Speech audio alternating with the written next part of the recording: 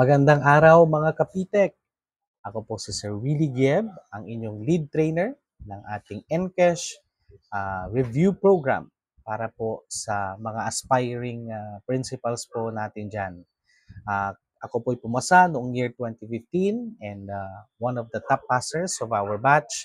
And I would like to share my knowledge to you via these videos na ginagawa po natin para nang sa ganon ay makamit din po ninyo ang ating hinihintay na pagpasa ng Encash at maging full-fledged na school principal. So maraming salamat sa inyong panonood ng ating mga videos at sana ay marami po kayong matututunan. Kaya tara na, isa na namang video ang inyong mapapanood at marami na naman po tayong isi-share para sa inyo, para sa inyong preparation ng Encash 2024.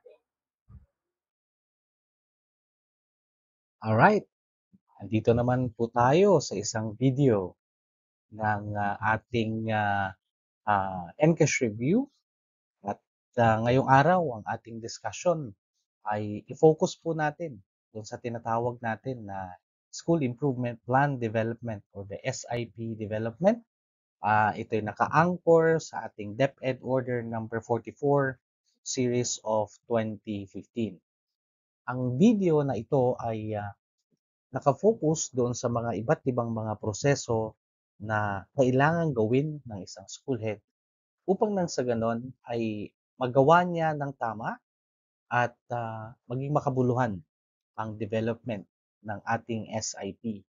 Alam natin bilang school head na ang SIP ang pinaka-importante, isa sa pinaka-importante na dokumento na magbibigay ng direksyon sa kung paano nga ba natin i-govern, paano ba natin bibigyan ng continuity no, ang ating mga iba't ibang mga programs base sa pangangailangan ng ating paaralan.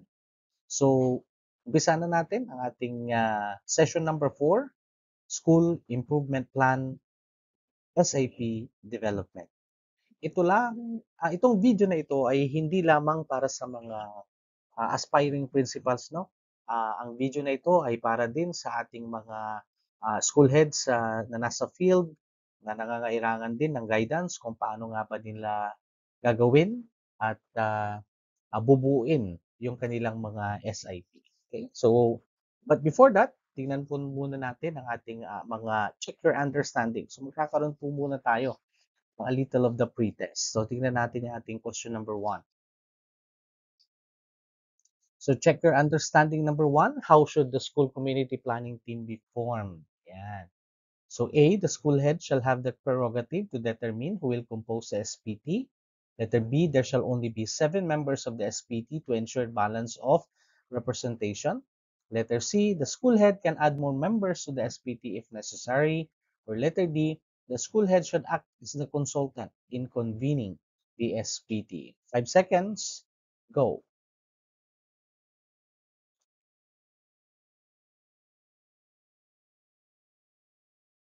Alright, 5 seconds up. Ang ating tamang sagot dito ay letter C. Okay? The school head can add more members to the SPT if necessary. Ang ating school community planning team or ang tinatawag natin na SPT ay pinapangunahan po ito no, ng ating school principal bilang team leader. So kung i-analyze natin ang ating mga choices para ma-eliminate natin ang mga possible mga choices at makuha natin ang tamang sagot, tingnan natin yung A and B. Ang A, ang sabi niya, the school head shall have the prerogative to determine who will compose the SPT. Tama ba yan? Hindi, di ba? Dahil ang school head ay hindi niya totally prerogative ito. May mga tamang representation. Merong barangay representative, meron tayong specific na groups no na pwedeng dalhin sa loob ng ating SPT. At ito ay mandated ng ating DepEd Order number 44. So hindi ito nasa prerogative ng school head. Pangalawa, yung letter B, there shall only be 7 members of the SPT to ensure the balance of representation. While it is true na there are 7 members, ang nakasaad sa ating DepEd order ay pwede naman na dagdagan ni school head ang miyembro ng ating SPT depende sa kanyang pangangailangan. Depende sa laki ng kanyang school, depende sa dami ng mga stakeholders na gusto makibahagi bilang parte ng SBT. Kanya nga, ang letter B and C medyo may contradicting essence, but the correct answer there will be letter C. Okay? Of course, ang letter B, the school head should act as the consultant in convening the SPT. Nabanggit na natin ito na ang ating school head ay hindi naman siya consultant, but rather siya ay isang team leader. Okay? Check your understanding tayo. Number 2. How can you develop a responsive SIP? A. The school head should involve as many stakeholders as possible in order to leverage PPA implementation. B. Through the school planning team, ensure the validity of the school data and other performance indicators. Letter C. Make sure that the BEDP, REDP, and the BEDP, I should say, are consulted in the development of the SIP. And letter D. Develop systems-based monitoring and evaluation tool and mechanism to adjust the course of action as needed. Tandaan natin, ang pag-atake ng mga sagot ng isang tanong para mag-arrive tayo sa tamang sagot, kailangan inuulit-ulit natin kung ano ba yung essence ng ating tanong. In this particular case, ang tanong ay yung term na responsive na SIP. Paano ka nga ba makakagawa ng isang responsive na SIP? So, ang tamang sagot natin dito ay, by the way, sige, 5 seconds muna, sorry.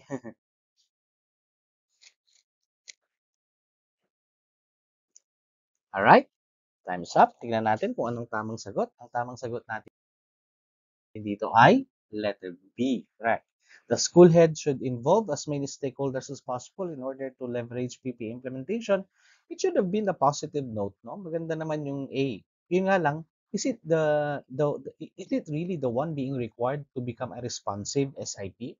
Yan bang hinahanap mo na term, na keyword para ma-hit mo yung responsiveness ng SIP? Definitely, hindi yan. Ano? Meron ka kasing letter B eh. No? Ang responsiveness kasi ng SIP, ang ibig sabihin dito ay tumutugon siya kung sa talagang pangangailangan ng ating paaralan. Paano makakatugon ng tama ang ating mga programa, ang ating mga PPA sa paaralan kung hindi tama yung mga data na nakukuha natin, hindi accurate, hindi valid. Okay? Baka naman yung data na nakuha mo na doktor lamang. Ayan, yung sinasabi natin, no? So ang validity at ang reliability ng mga data na meron sa paaralan, ito ang nagdidikta. Kailangan accurate yan, kaya kailangan valid yan. Para nang sa ganun ay maging responsive yung SIP mo to the point that you will be able to craft the proper PPA or the proper program para doon sa problema or issue na nakikita natin via the data. Okay? So, of course, ang C and D are all good. Okay din naman yan. Alignment, that's good. Pero hindi naman ito tumutugon sa na responsiveness. Ganon din yung letter D. Ang pagkakaroon ng systems-based monitoring and evaluation tool are essential. No? These are essential move, no? Or these are essential uh, procedures, no? Para nang sa ganun ay makapag-adjust ka ng course of action mo as needed kasi nga in place yung M&E process. But ang tanong, babalik ka ulit dun sa STEM niya. Is it really the one you're looking for para sa isang responsive na SI? Alright? So that's for number 2. The correct answer there is letter B. Check your understanding number 3 tayo. How should the SIP be related to the AIP?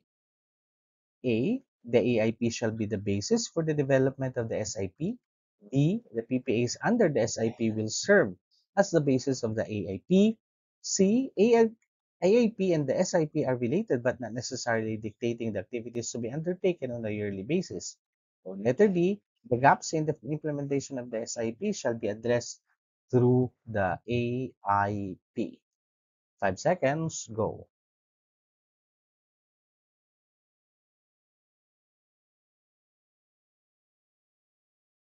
Alright?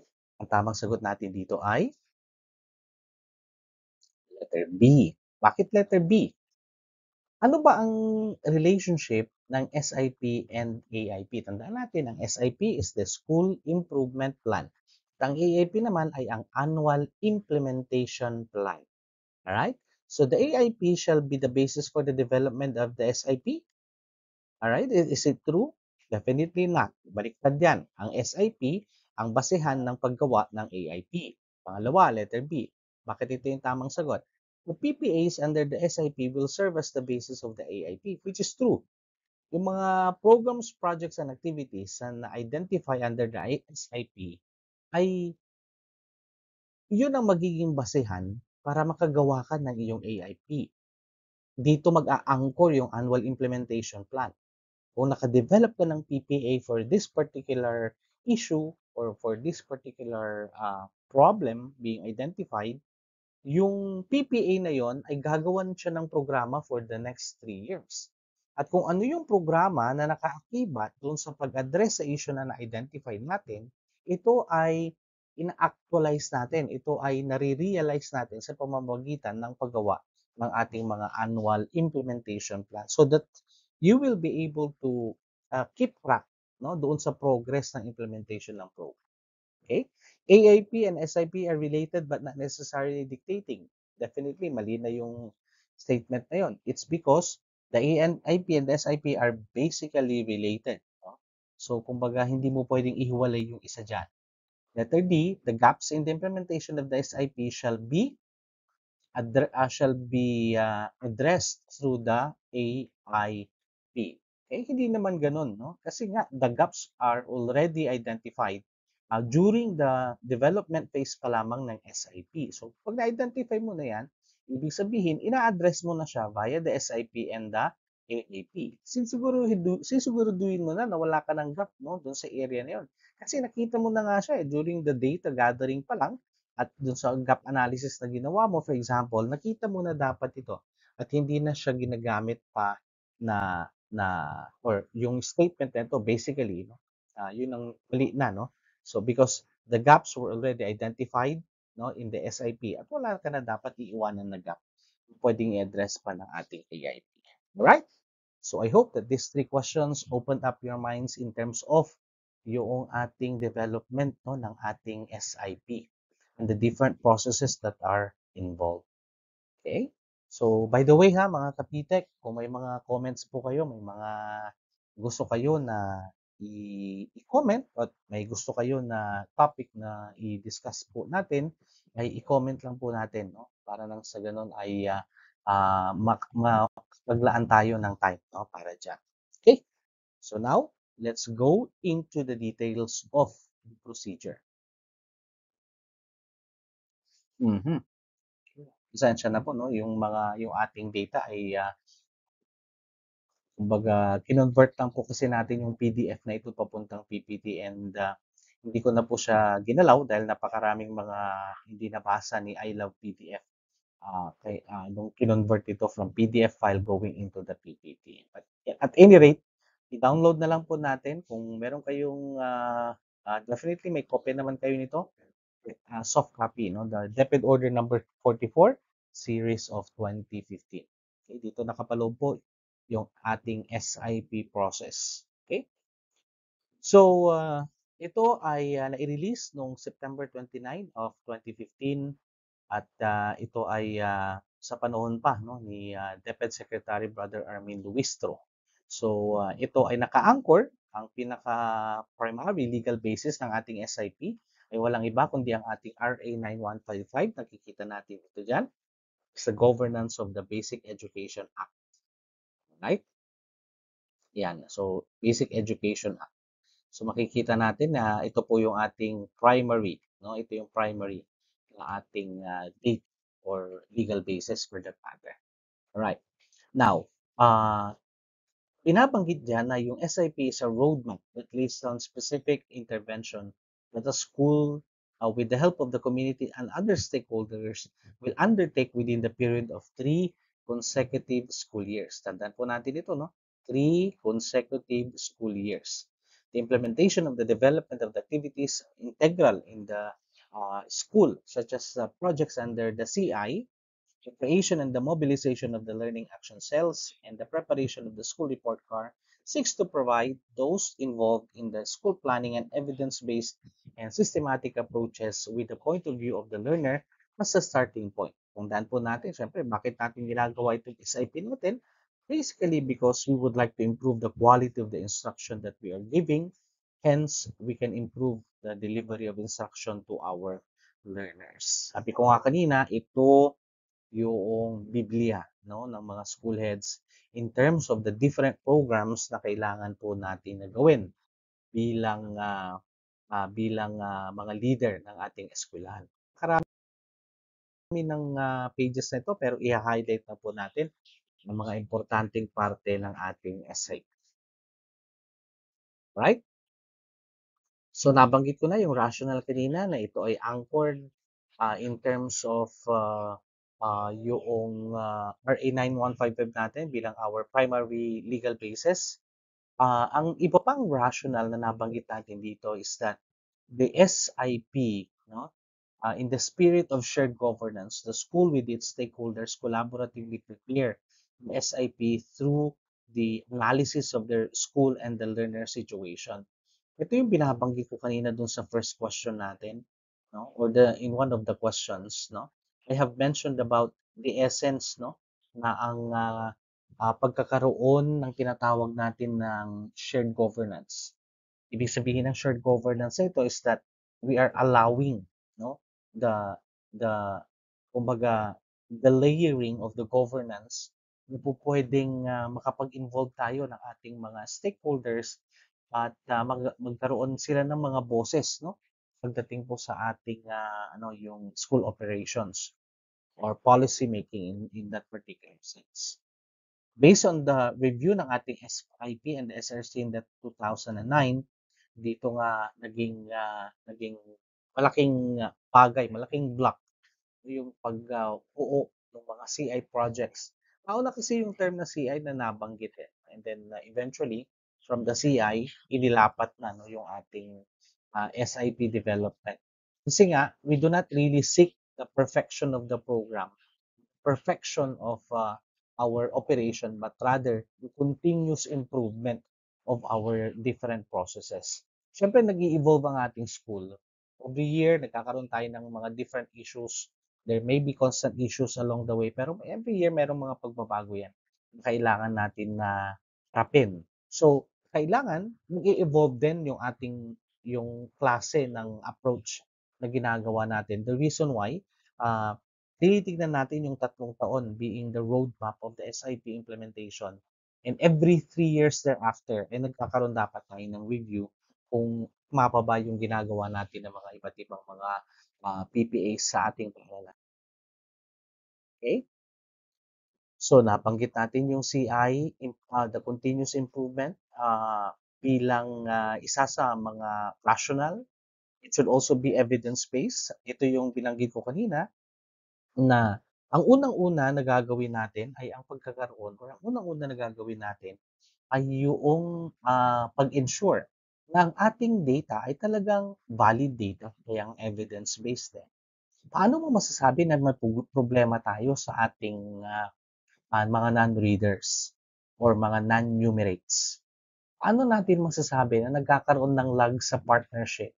Paano natin masasabi na nagkakaroon ng inaccuracy ba or nagkakaroon ng hindi tamang paggastos ng ating mga OOE dahil sa magkakasalungat na mga priorities?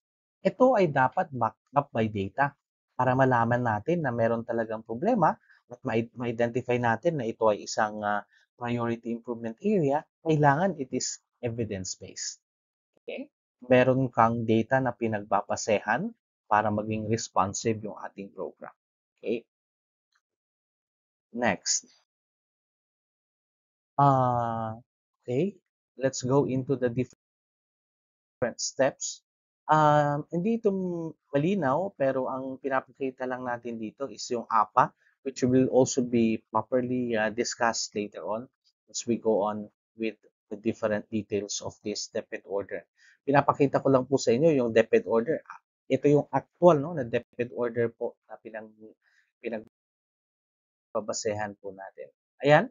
So, year 1, year 2, year 3, kailangan yung ating AIP. Okay? Anchored on our SIP, dapat yung every year na yon, meron kang programa na tina-target. Okay? Or pwede rin na, say for example, you were able to identify that there is a high number of numerates or non-numerates as compared to the target, or the non-readers for that matter is compared to the target. Kung medyo malaki yung gap, halimbawa sabihin natin na meron kang gap na around 5% or 10% with the division target, pwede mong utay-utayin yan na gawin mo na ang target mo lamang ay 3% for the year 1, another 3% for year 2, and another 3% for year number 3 kung ganun man ang magiging kalalabasan nito. Ito'y pagbibigay sa atin ng idea na hindi natin kailangan biglain yung mga programa na kailangan mong gawin para i-address yung isang issue. May mga programa kasi talaga, may mga issues talaga na hindi mo kayang i-resolve in one particular year. So, anong gagawin mo? Kailangan natin i-break down yung mga programs so that it will be suited to the 3-year plan mas embedded in our SIP. Okay, ganun lang po yung sistema dyan. Para nang sa ganun ay guided ka. Kasi yung iba, may mga chances na syempre gusto mong nakita mo na may problema na ganito, there are issues along on the governance side, may mga physical facilities na kailangan na i-improve. You have to take into consideration the viability ng financial capacity ng school. Kung marami kang nakita ng mga gaps in terms of the physical facilities na kailangan mong involve yung maraming stakeholders, doon mo siya bibigyan ng mga programa. Doon mo siya bibigyan ng mga programa. Pwede mong lagyan yan ng program for a particular year, year 1, isunod mo yung year 2, and then continuously magkakaroon ka ng another project for year number 3. Okay? Now, we are going to go into the details of the SIP development. So, ipakita na natin ito. Ito yung mukha po niya, ang ating SIP plan or the SIP guidebook. Alright, so let's now look into our main procedure. Ito yung table of contents po niya. Papasadahan lang po natin ito. I-walk through natin yung iba dyan. At magbibigay tayo ng ating mga personal experiences on how we go about with with the process. Nung ako'y naging unang principal, I was assigned or I was appointed 2016. That was I was originally assigned to an elementary school. Yung elementary school na yun ay nasa medium to large, medyo malaki na siya kaagad, no? With around, how many teachers ba ako doon? 21, 22 teachers. More than how many hundreds of population kami in that particular school. At ang unang-unang ginawa ko, 2016, sabak kagad yan. Kasi development ng SIP. So, ang cycle niya, 2016 to 2019. Siyempre, nagagawa ulit ako ng 2019 to 2022. And then, nagkaroon ng pandemic. Nagkaroon tayo ng uh, uh, ano tawag dito, yung learning recovery plan. And then, ngayon, in our division, I do na to, in our division, in your division, meron kaming cycle na parang may gap ng 1 year dahil learning continuity yung in-implement namin for one particular year. And then after that, we go into the another cycle of the SIP from 2023 to 2026. Alright? So, tignan natin ngayon talagang dapat hasang-hasa ka. Bilang isang principal, you should have a thorough knowledge of the process. Kasi kung hindi mo alam yung mga proseso na nakalagay dyan, may tendency na mawala ka along the way. Na hindi mo na nakikita yung connection ng one procedure into another. Dapat hindi mangyayari yon. Dapat hindi mangyayari yon. Meron kang working knowledge sa lahat ng mga processes, kailangan alam mo yung mga different steps that are related to that. Okay? May mga definition of terms na nakalagay, but I will not highlight on that. All of them, but rather i-highlight ko lang yung mga common terms na mababanggit natin like the PIA. Ang PIA, ang ibig sabihin po niyan ay ang Priority Improvement Areas. Paano malalaman ng isang PIA? Malalaman din po natin yan mamaya. Okay? Ayan no? Ang PIA is a uh, prioritized based on disparity with division goals, strategic importance, urgency, magnitude, and feasibility. Malalaman mo lang na may PIA ka or malalaman mo lang kung alin yung mga PIAs na uunahin mo kapag nakita mo na yung division target and how urgent it would be. Depende sa matrix na gagawin mo. Kagaya nga ng nabanggit natin, the prioritization shall be dependent on the disparity with the division goals. Pangalawa, yung ating strategic importance. Ayan, no? Makikita natin sa baba. We have the urgency, the magnitude, and the feasibility. Okay? So, doon mo makikita na meron ka palang PA. Ito pala yung PA na kailangan kong pagtuunan ng pansin. Okay? Meron ka ding mga project team and then process owners, no?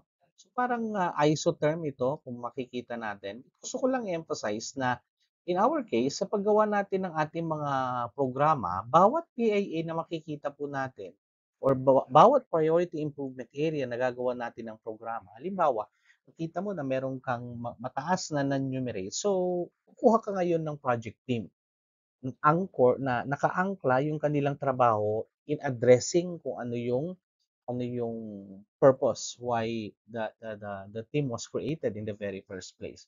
So kukuha ka ngayon ng mga teachers, mga master teachers, head teachers kung meron man, mga stakeholders natin na pwedeng makatulong, sila yung bubuuin mo na project team. But make sure na meron kang process owner. Ang process owner, ibig sabihin nito, the concerned stakeholder or person or group of people responsible for ensuring the efficiency of the process. So, tinitignan natin yung aspeto na yan. Sa ganun, ay hindi ka malilito. Hindi tayo malilito. Alam mo na may focal person ka na tatawagin mo or i-monitor natin pagdating dun sa implementation na yan. Alright? Okay. So, tingnan natin yung process flow chart niya kasi ito yung magiging pinaka-focus po natin on the process flow chart. If you're going to look at the process flow chart, meron siyang date na nakalagay dyan. Pero, syempre, depende sa konteksto kung kailan inumpisahan ng ating mga divisions ang paggawa po ninyo ng inyong SIP. Para meron lang suggested timeline na inyong susundan dyan. Okay? So, what is a school SI? What is SIP? Nabanggit natin dito that it is a roadmap that lays down the specific interventions that the school, with the help of the community, undertakes for the period of 3 years. Tatlong taon nito. It aims to improve the three key result areas in basic education. We have the access, we have the quality and governance, we have quality and governance. So tatlo yon. Pero ngayon, meron tayong may mga a little revision lang naman na naano natin yan because of the BEDP, no? Yung Basic Education Development Plan of 2030. No? It's a roadmap din eh. So meron pang dinagdag na dyan. But that's for another discussion. Okay? For the meantime, for the purpose of this step in order, tatlo lang muna ang ating titignan. Access, quality, and governance. Okay? The SIP is central in school-based management and is prepared by the school community planning team. It is the basis for the school's annual implementation plan. Alright? Okay. Dali lang po ate. Alright. Meron kang mga guiding principles, ano? Meron tayong guiding principles na binabanggit natin dito for the SIP development. Kailangan ang ating SIP ay naka-anchor sa ating DepEd Vision Mission core values. The SIP shall be evidence and results-based and at the same time learner-centered. And the development of the SIP requires innovative and systems thinking and a mindset of continuous improvement. And of course, tandaan natin that the formulation and the implementation of the SIP shall involve the active participation of all education stakeholders. Okay? So, participatory. Ang ibig sabihin nito, participatory.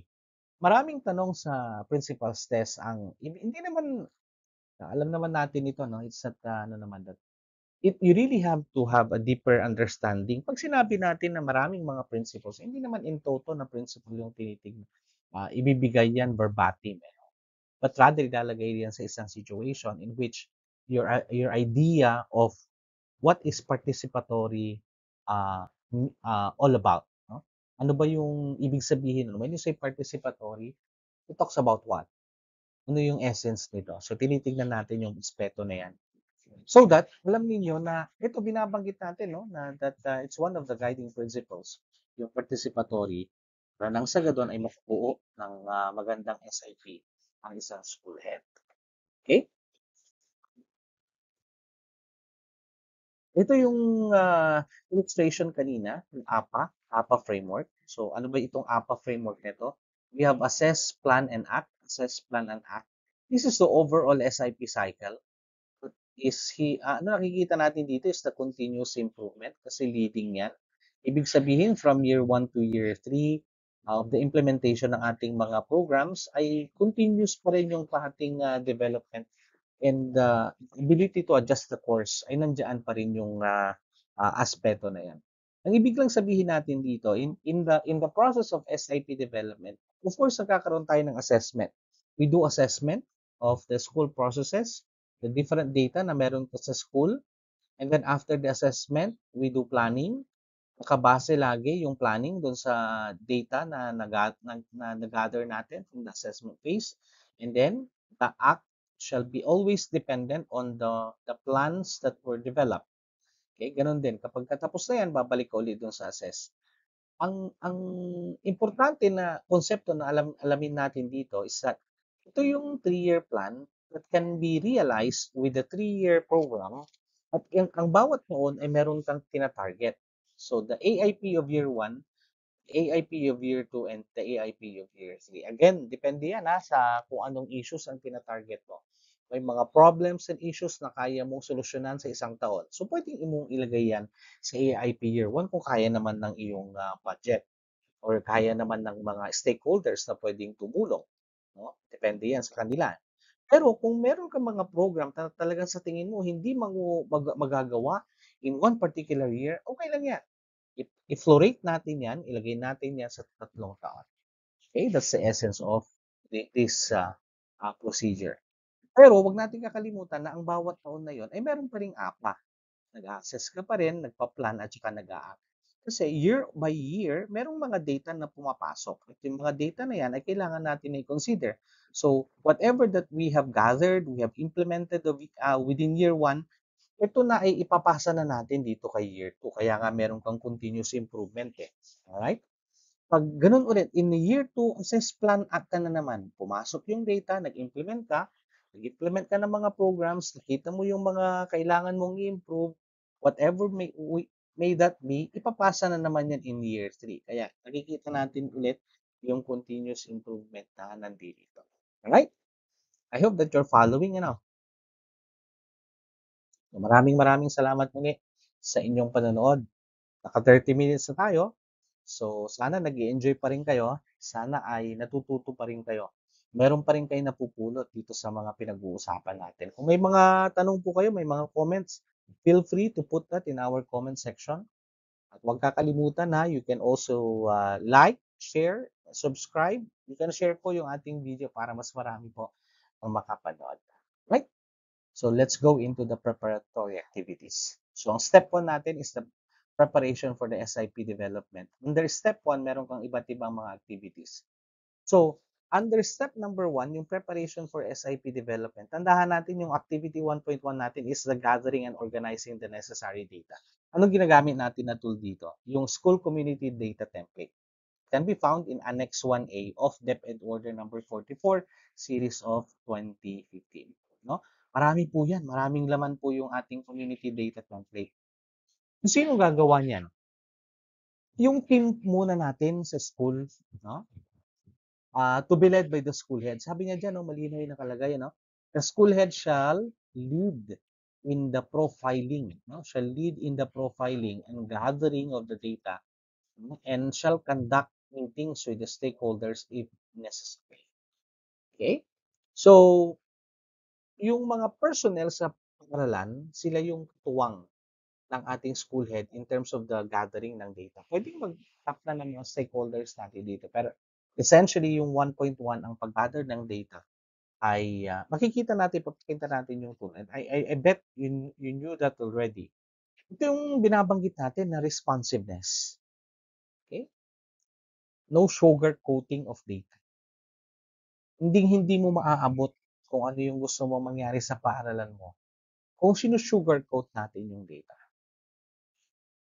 walang kabuluhan yan. Maraming mga stories akong narinig na kung saan ang data ng eskwelahan ay tina-tampered para magmukhang effective yung management. Pero hindi po gano'n, hindi po gano'n. In my years of experience bilang school head, I'm always into the validity of data. There was one time na kung saan talagang we validated kung sino yung mga nahihirapang magbasa, and we reflected all of them. And when we conducted the assessment, napag-alaman ng mga teachers na hindi talaga nila kayang mag-proceed into the next grade level. So we need to retain them.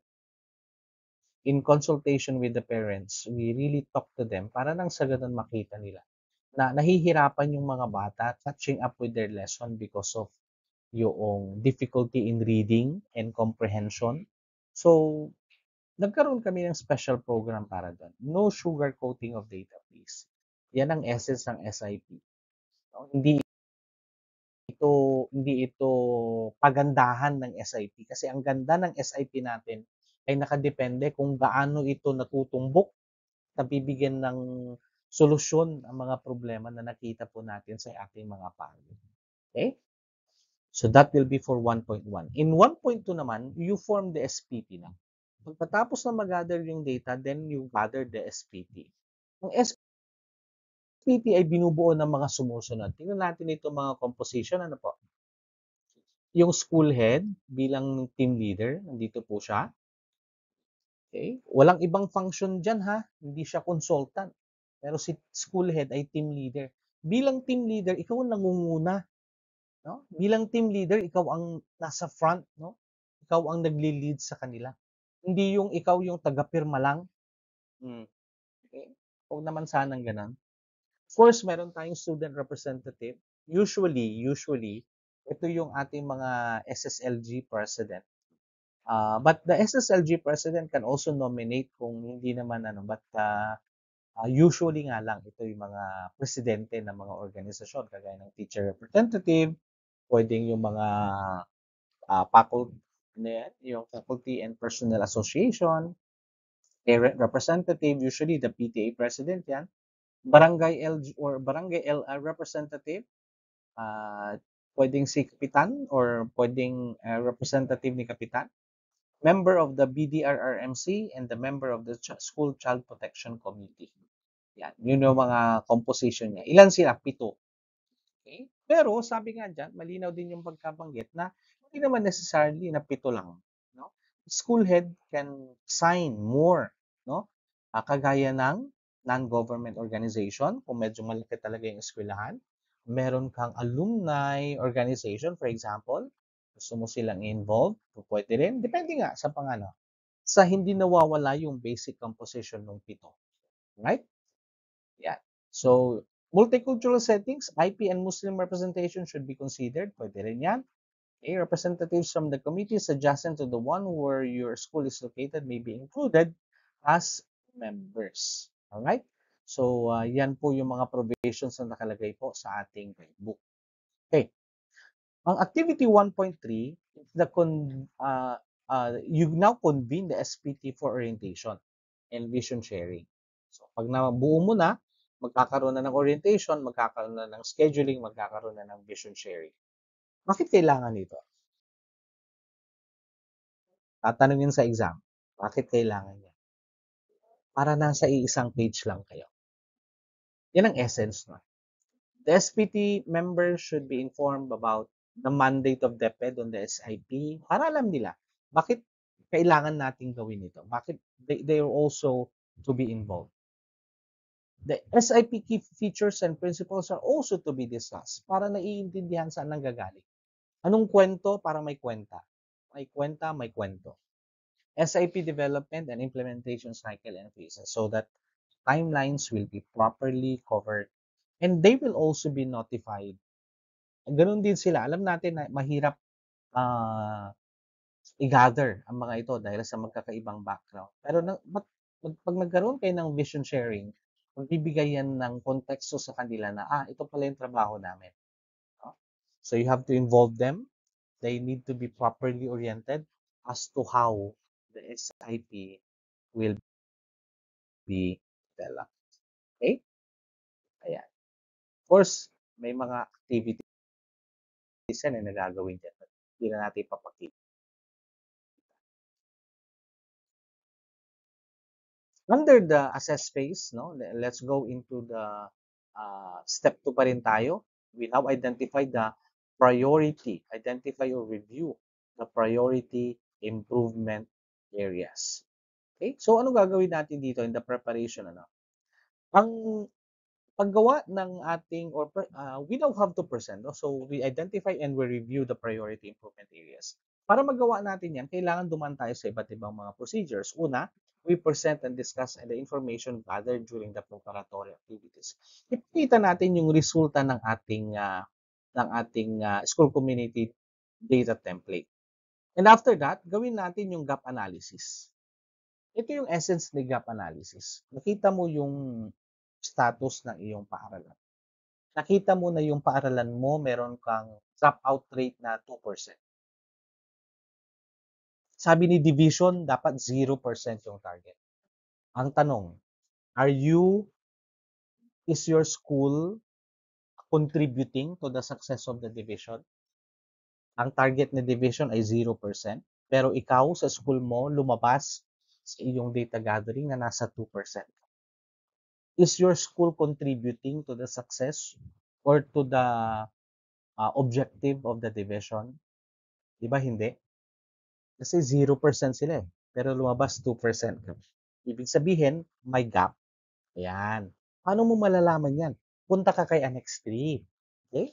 Punta ka kay Annex 3. Doon mo makikita. Gawin mo yung gap analysis template. Make sure kapag ginawa mo yung gap analysis template, meron ka ng data ni division. Okay? Ano ba yung gustong mangyari ni division? Ilang percent ba ang kailangan pagbaba ng non-numerates? Ilang percent ba ang target nga para sa mga non-readers? Okay? Kung lahat ay zero at meron kang porsyento na lumalabas sa paaralan mo, ibig sabihin nun, you are not contributory to the objective. Ibig sabihin may gap. You need to address that gap. Okay? Ayan. Exciting, di ba? Ayan po yun. Pangalawa, you identify now the priority improvement areas. Gamit ang, ito na ha, ito na yung mga lumabas, yung mga different criteria. Please take note of these different criteria. Okay? Malinaw naman yung pagka-explain dyan kung anong mga priority improvement areas natin. So, ano yung mga criteria na ito? Meron kang strategic importance. Ibig sabihin nito, the number of the other areas that will benefit when you address this priority or improvement area, kung medyo madami-dami, yan, strategic importance yan. Pag in-address ko ba to, maapektuhan din yan? Yes. Pag in-address ko ba yung non-readers, pati yung quality ko affected, definitely, di ba? Retention rate, ano pa ba? Yung iba pang mga data associated with that, retention rate, not performance, definitely it will improve kapag in-improve mo yung mga non-readers mo. Okay? So, strategic importance yan. Urgency, the need to improve the area as soon as possible. Magnitude, no? The number of learners that will benefit. Feasibility, the degree to which the improvement area is within the school's mandate and control. May mga problema tayo na talagang kailangan natin ng tuwang ang ibang mga agencies. Kaya kung medyo sa tingin mo ay medyo malayo-layo na dahil ang gusto mo nang i-address ay yung peace and order ng inyong community, medyo tignan mo naman yung kapasidad mo, no? Kapasidad ng school. So yung feasibility, tinitignan natin dyan. Alright? So, either 1 to 5 lang tinitignan po natin para magawa natin. Okay? So, let's move on. Analyze the priority improvement areas. Ayan. Step 3 na po tayo. Ang gagawin na natin dito yung Annex 5. Yung planning worksheet na tayo, wherein you will write your general objectives and where you check the appropriate box when they should be done. No? Yung planning worksheet. Okay. Meron kang improvement areas. Depende sa feasibility or dun sa ginawa mong evaluation gamit yung strategic importance, magnitude, urgency, feasibility. Dun lalabas ngayon kung sino yung mga PIA. Okay? Nagmula yan sa IA, improvement area. Saan galing sa improvement area? Galing dun sa gap analysis. Di ba? Nakita mo na may gap ka between the school data and the division target. So that is improvement area. Pero sino ang priority? Gamitin mo yung mga tools na ginamit natin. Gamitin mo yung matrix kanina. From that matrix, malaman mo na na may PIA ka. Sunduin mo na ngayon yung planning worksheet. Okay? Kung nagawa mo na si planning worksheet, you are now going to set the objectives. In the setting up of the objectives, there should be a specific target, the specific parameters, timeline should also be included in there. Para nang sa ganun malinaw. Okay? Kung anong taon mo siya gagawin. Kung 3 taon yung SIP, in the planning worksheet, makikita mo na, itong project ko na to about our non-numerates, about our non-readers, gagawin ko siya in year 1, in year 2, and in year 3. May mga interrelated programs akong gagawin. So, ilalagay mo yan ngayon. 3 taon mo siyang gagawin. Kung medyo malaki yung problema, it's even better kapag ginawa mo siyang targeted in every year. Pero kung meron mga lumabas ng priority improvement area na halimbawa binabaha yung paaralan, nakikita mo na every year binabaha at nakikita mo na merong specific na solusyon, kaya namang gawin in 1 year, ilagay mo na yan in year 1. Diba? Kung natapos mo na yan, huwag mo nang ilagay yan in year 2. Di ba? Hindi mo nalalam. Ibig sabihin, na-address mo na yung problema na yon. Di ba? Meron po yun, no? So, I hope you're following, ha? Activity 3.2, organize the project teams. Yung project teams na ito, for each PIA, you will address for a particular year, depending on the size of the school and the number of the PIAs identified. Kailangan bumuo ka ng mga project teams na po pwedeng tumutok, no, doon sa mga ano na yon, mga priority improvement areas na yan. So the project team should be composed of the different school personnel kung kinakailangan at or mga school personnel at kung kinakailangan lagyan mo siya ng participation ng ating mga external stakeholders. So may project member, meron kang role, at saka meron kang responsibilities. Alright? And then of course, huwag kakalimutan dito, no, yung listen to the voice of the learners and the stakeholders. So gagamitin natin dito yung Annex 6, yung guidelines in the listening to the voice of the learners. Importante yan ha mga kapatid, PTEC, dahil ito ay isa sa mga indicators ng ating PPSSH. Kung hindi ako nagkakamali, leading strategically pa rin yan eh. We listen to the voice of our learners so that they will also be given the chance to show off or tell them that to express what their thoughts at maging parte ng ating planet. Okay? So, yan. Yung 3.4 naman, analyze school processes, walk the process guidelines, Annex 7 yan. Titignan natin dito. Okay? Ito yung sample lang ng paggawa noong yung mga identification of how do you call that? The need to uh, critical storm clouds in the process enables you to look at a smaller, more targeted and more focused problem that contributes to the broader school issue. Parang related dito sa parang critical storm cloud. Maraming mga pwedeng gamitin pa dito yung tinatawag na root cause analysis. No? Kapag nag-root cause analysis ka, tinitignan mo magiging targeted siya ngayon. No? Bakit mataas ang dropout rate? Karaniwan, nilalagay natin na poverty. Poverty lang ba talaga? I-dig deeper. Interviewin natin yung mga bata. We listen to their voice. We listen to the voice of the stakeholders. Bakit nga ba siya hindi pumapasok? Maraming mga lalabas diyan. Doon siya magiging targeted. Doon na siya magiging targeted. may mga lumalabas na akala natin poverty, hindi. In our case, akala namin poverty yung isa. Pero lumalabas na hindi naman pala siya gano'n, hindi naman problema sa pera, but rather nabubuli yung bata. Eh, ayaw niyang pumasok dahil binubully siya ng kanyang mga kaklase. Maraming gano'n, 'no? Maaaring gano'n din yung magiging, dahilan na lalabas diyan sa inyo once nag-dig deep na kayo sa iba't ibang mga problema. 'Yan, 'no, in 3.6 nagkakaroon tayo ng RCA o yung tinatawag natin na root cause analysis. Puwede kang fishbone, puwedeng, fishbone, ano pa ba yung iba nga? Maraming mga ibang mga terms, 'no, na ginagawa tayo para malaman natin yung ating root cause. Okay? And then we are now going to present the root cause to the SPT. Hmm. In the planning, tignan natin, magkakaroon tayo ng planning worksheet. Eh, in the planning worksheet, nakalagay diyan yung specific na mga targets natin. Nakalagay diyan kung ano yung ina-address natin, anong objective. Tandaan natin may objective, may parameters tayo diyan na tinitingnan. May parameters na ini-include, 'no? Para nang sa gano'n ay alam mo kung ano yung tina-target mo year by year gamit yung AMAP, okey? Kung mataas ang iyong ang non-readers, puwede nating ilagay na target natin, to reduce the number of non-readers from 100 to 50, year 1. Ayan.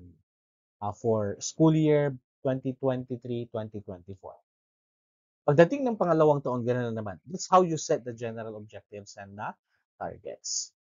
At after that, now you can formulate the solutions. No? You can formulate the solution.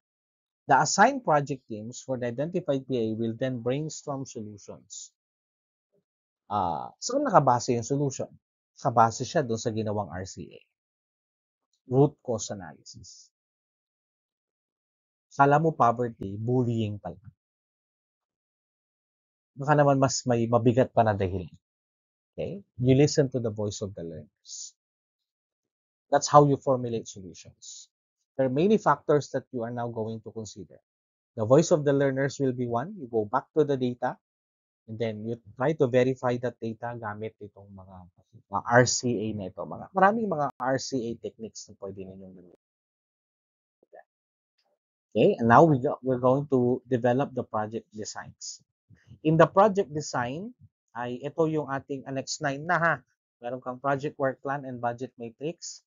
So nakalagay yung project statement or problem statement, and then may mga activities and output na nakalagay. So tabular na ito na ipapakita. Sino gagawa ng project design? Si project team. Okay? May mga process owners ka dyan na nakatutok. The focal persons are there also manning the project team. So sila yung gagawa ngayon ng project design. How are they going to address that? Of course, with your guidance bilang school head. Nandiyan ka pa rin, nakalali pa rin sa kanila. So, develop the project teams for step number 6. And now, pagdating ng step 7 naman, we are now going to write the school improvement plan. Okay? The school improvement plan. May mga iba't ibang mga parts na yan. I can give you some templates later on. Ang ginagawa namin na our division regarding our school improvement plan. Pero essentially, kung ano yung mga ginawa namin in every step, yun din yung mga documents that we're going to present in the entire development of the SIP. Okay?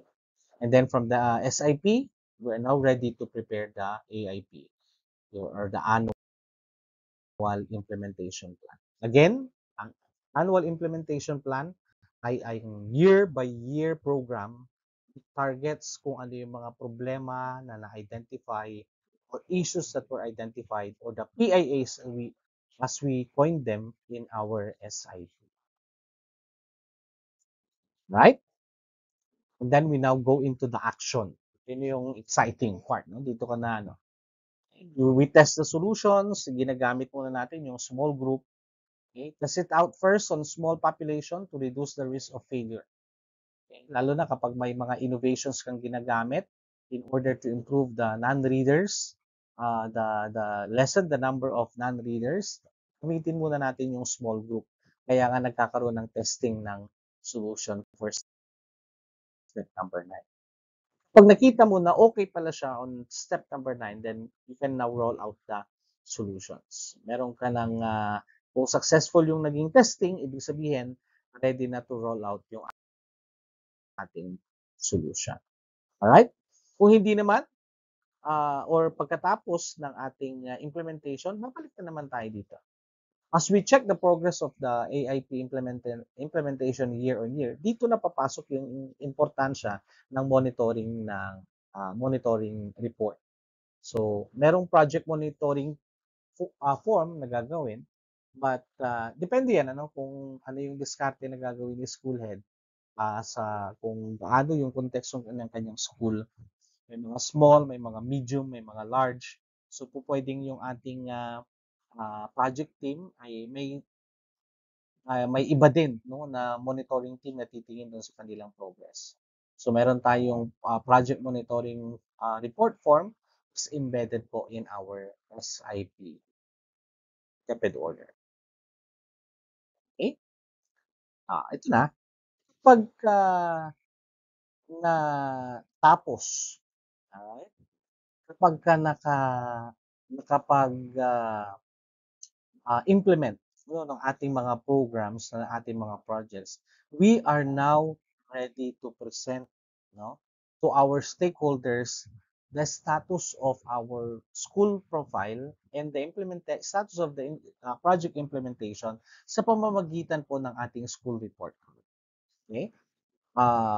It's one of the tools. There are many tools that we can make this of, but in this DepEd order, ang binabanggit natin ay ang paggamit ng SRC or the school report.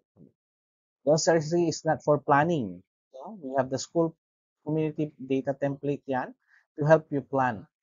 Dito kay SRC, you are now going to report itong mga accomplishments ng ating aralan along the different targets that you have set. The SRC, malinaw po ito, Kung titingnan natin yan, i-highlight ko lang itong area na yan. The objective of the SRC is to increase community participation and involvement in school operations and activities by providing your stakeholders a snapshot of the status of the school and advocating for areas that need their involvement. It is recommended that the reporting of the SRC to stakeholders should be done at least twice in a school year, during the mid-year and during the year end.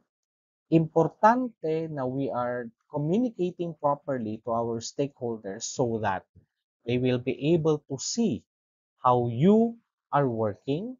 They will be able to see how the teams are working and how the programs are being implemented, how the programs are faring, what else do they need to provide. Yan yung mga bagay-bagay na kailangan natin na kita na level ng participation ng ating mga stakeholders. Mangyayari lamang ito kapag na-communicate natin ng tama sa kanila. Nahihit natin yung kanilang mga gusto ba na marinig mula sa atin. Dahil syempre, bilang mga stakeholders natin, sila din ay may karapatan na kilahok dahil sa ating ginagawa na iba't ibang mga polisiya. Okay? So, importante din po yun. In the SRC, may mga templated naman na kailangan natin tignan, like the school profile, the performance indicators.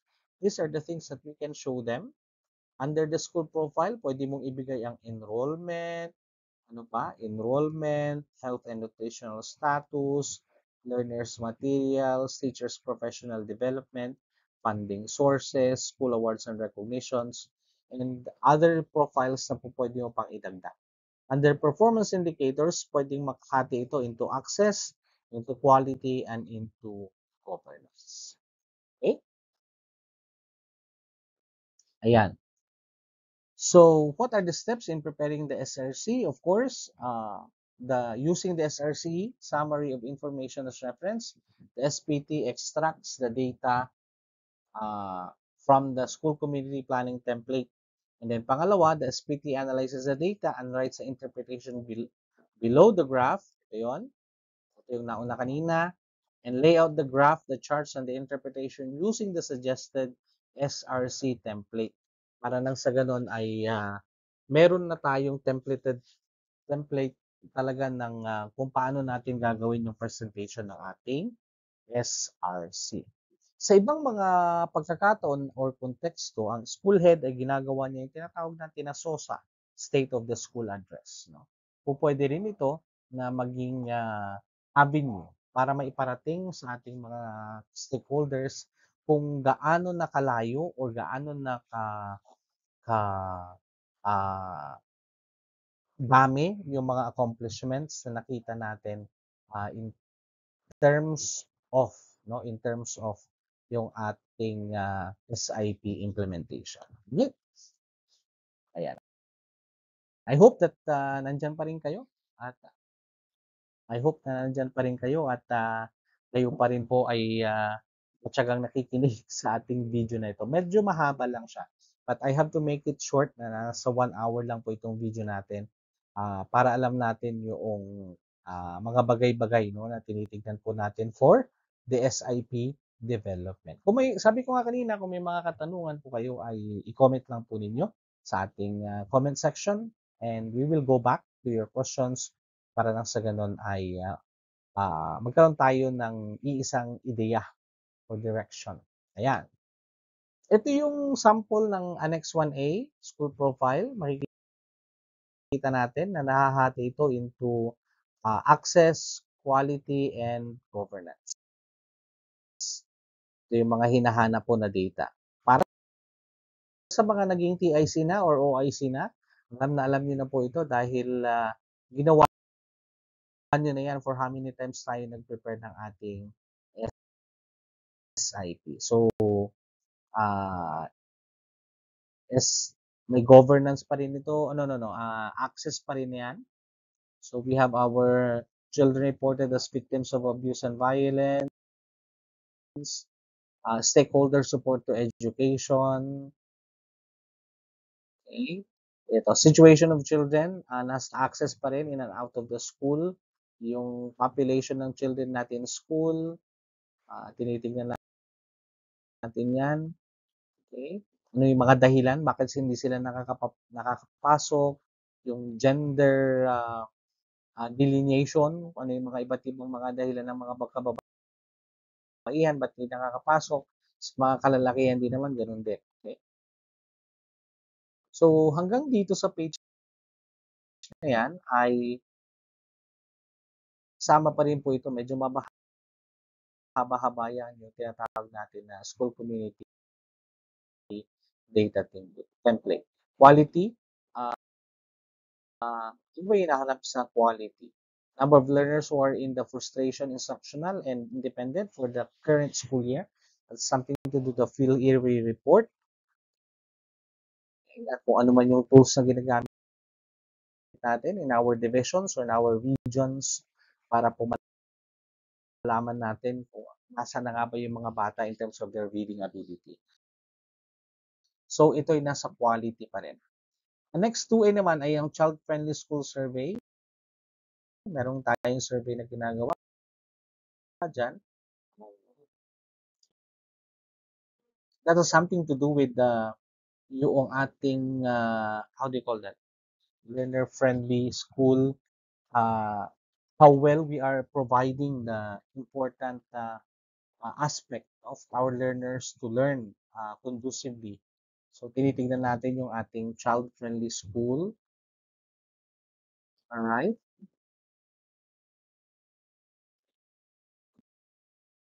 Eh, kompleto po yan na nakalagay pa rin po sa ating DepEd order. Okay? So and so on po. You just have to go back and tingnan po natin yung ating DepEd order na yan. Okay? Yung bullying implementation ng Child Protection Committee. Okay? Pinapakita ko lang po sa inyo kung ano yung mga ito. Dito sa may student-led school watching and hazard mapping, mga bata po yung gumagawa niya. Ito yung gap analysis na binabanggit ko. No? So, meron kang data needed. What data do we need to assess our school performance against the division target? So, may division target ka, may school data. Currently contributing or inhibiting factors, projects implemented, and groups that require attention. So, in this gap analysis template, makikita natin dito, in the gap analysis. Ito yung nabanggit ko kanina. Kailangan alam mo yung mga division targets. Pag alam mo kung ano yung division target, tignan mo yung data needed. Okay. Example yan, 0 dropout ang target ng division. Ano yung data needed? Siyempre, the dropout rate. Ang next column niya, currently contributing, yes or no? Siyempre, definitely no. Bakit? Based sa data niya, meron kang higher than 2%. Ang target ni division ay 0. So, ibig sabihin, you are not currently contributing to the target. So, ano yung mga inhibiting factors? Ang inhibiting factors ngayon ay mga iba't ibang mga dahilan. Okay? Saan nakukuha ito? Doon sa RCA. Okay? Kung ano pa yung mga inhibiting factors? Paano mo malalaman ng mga yan? Balikan mo yung result ng ating root cause analysis. Right? Yeah. So, this is gap analysis po. Good. Again, so may mga tanungan po tayo ay pwede natin. Dito naman yung ating planning worksheet. So, nandito tayo yung learning stages. Identify na natin yung ating mga priority improvement areas. Sulat natin dito yung ating mga general objectives. Ilagay natin yung mga root causes natin dyan.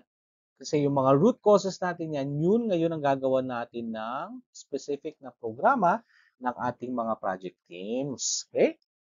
Yeah. I hope na malinaw po ito sa atin, ha? Mga kasama po natin na school head. Kung medyo matagal-tagal ka ng school head, alam mo na rin ito.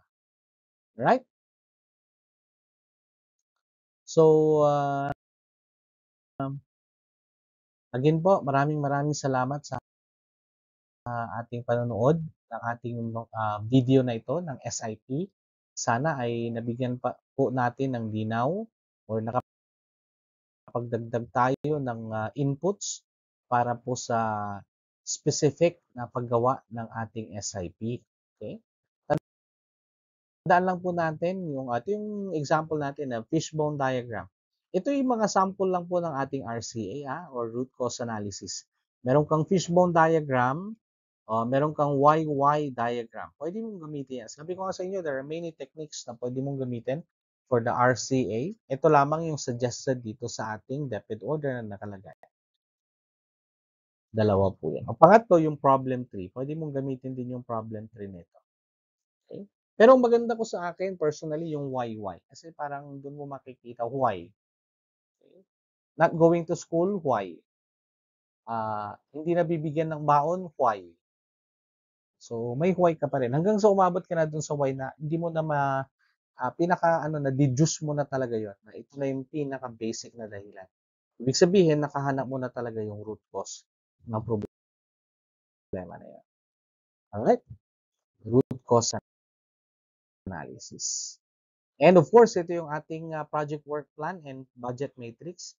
Ito yung tinatawag natin, yung paggawa ng tinatawag natin na project design. No? Ayan. Mahirap palang magsulat. Ano? Project design. Basta ito yung project design natin. So, itong project design na yan, naka-template naman na yan under the Annex 9. Ang gagawa nito ay ang ating mga project team. Okay?